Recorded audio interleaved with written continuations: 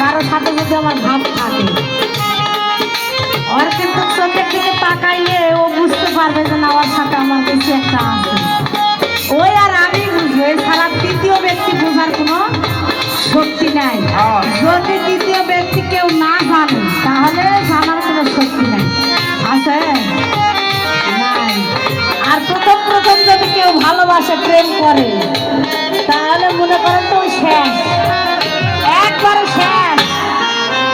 ওর ভিতরে যা কিছু আছে এখন মন থেকে যদি উভয় উভয়কে ভালোবাসে, উভয় উভয় যদি দুজন দুজনকেই ভালোবাসে তাহলে তো ঘুরেই গেল ঝামেলা। আর যদি একটু কম বেশি থাকে, হ্যাঁ, তারপরে একজন একটা নেওয়ার পর তখন একজন একটা দেওয়া শুরু করবে। সঠিক। আগে ঝোলার মধ্যে কি আছে এটা আগে বার করবে, করার পর তারপরে আর ঝোলার কি আছে এটা বার করার চেষ্টা করবে।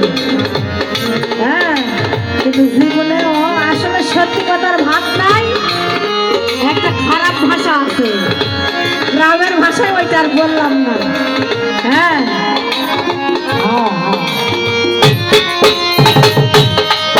তাই মনের ভাষা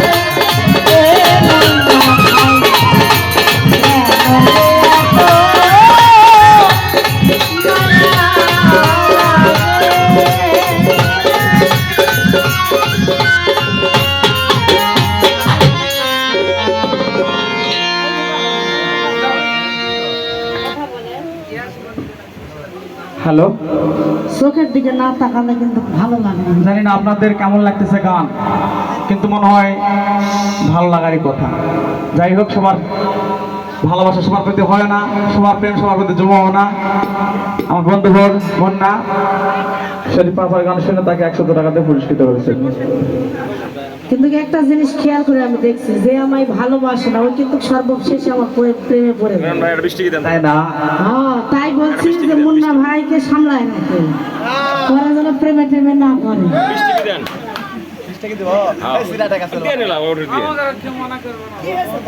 কিছু না, ওই গানটা করেন না গা, ওই সেদিন শেষ ভাই, শেষ ভাই আপনি